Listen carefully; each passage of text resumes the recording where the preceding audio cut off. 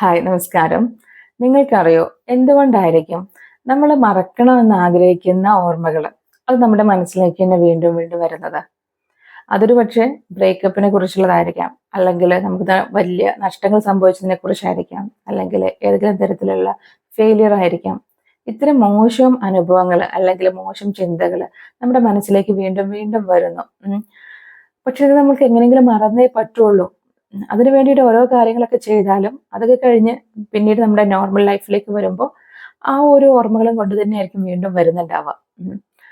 അപ്പോൾ ഇവിടെ യഥാർത്ഥത്തിൽ സംഭവിക്കുന്നത്, നമുക്ക് നമ്മുടെ ലൈഫിൽ എന്ത് തരം നെഗറ്റീവ് ആയിട്ടുള്ള അല്ലെങ്കിൽ പെയിൻഫുൾ എക്സ്പീരിയൻസ് വന്നു കഴിഞ്ഞാലും അത് നമ്മുടെ ബ്രെയിനിലെ ലോജിക്കൽ പാർട്ടിലല്ല, ഇമോഷണൽ പാർട്ടിലാണ് സ്റ്റോർ ആക്കപ്പെടുന്നത്.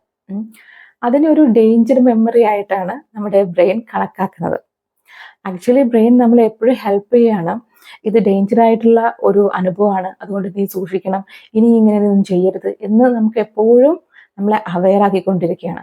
പക്ഷെ ഇങ്ങനെ എപ്പോഴും അവെയർ ആയിക്കൊണ്ടിരിക്കുന്നതിന്റെ റിസൾട്ട് എന്തായിരിക്കും? നമ്മൾ കൂടുതൽ സ്റ്റക്ക് ആവും, ആങ്ഷ്യസ് ആവും, ഹെൽപ്ലെസ് ആവും, അല്ലെ? അപ്പോൾ നമുക്ക് എങ്ങനെയാണ് ഇതിനെ റിസോൾവ് ചെയ്യുന്നത്? പക്ഷെ നമ്മുടെ ലോജിക്കൽ ബ്രെയിനെ അറിയാം, ഇപ്പൊ ഇതൊന്നും പ്രശ്നമല്ല, അതൊക്കെ ഒത്തിരി നാളായിരുന്നില്ലേ, ഇപ്പൊ എനിക്ക് അങ്ങനെ പ്രശ്നങ്ങളൊന്നും ഇല്ല, ഇറ്റ്സ് ഓക്കെ എന്നൊക്കെ നമ്മുടെ ലോജിക്കൽ ബ്രെയിൻ അറിയാം. പക്ഷെ നമ്മുടെ ഇമോഷണൽ ബ്രെയിൻ കിടന്നിട്ട് ഇങ്ങനെ പ്രശ്നം ഉണ്ടാക്കിക്കൊണ്ടേയിരിക്കും. അപ്പൊ നമുക്കിതിനെ മെല്ലെ മെല്ലെ നമ്മുടെ ഇമോഷണൽ ബ്രെയിനിലുള്ള ഈ ഒരു പെയിൻഫുൾ എക്സ്പീരിയൻസിനെ നമുക്ക് പതുക്കെ പതുക്കെ പ്രോസസ്സ് ചെയ്ത് ഡൈല്യൂട്ട് ചെയ്ത് കൊണ്ടുവരണം.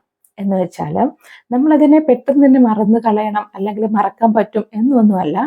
പക്ഷെ നമുക്കതിനെ നോക്കുമ്പോൾ അല്ലെങ്കിൽ നമ്മൾ അതിനെക്കുറിച്ച് ആലോചിക്കുമ്പോൾ ഇറ്റ്സ് ഓക്കെ, അത് എൻ്റെ ലൈഫിലെ ഒരു പീസ്ഫുൾ ആയിട്ടുള്ള ഒരു സ്റ്റോറി ആയിരുന്നു, അതും എൻ്റെ ലൈഫിലെ ഒരു സ്റ്റോറി ആയിരുന്നു എന്ന് നമുക്ക് മനസ്സിലാക്കാൻ പറ്റണം.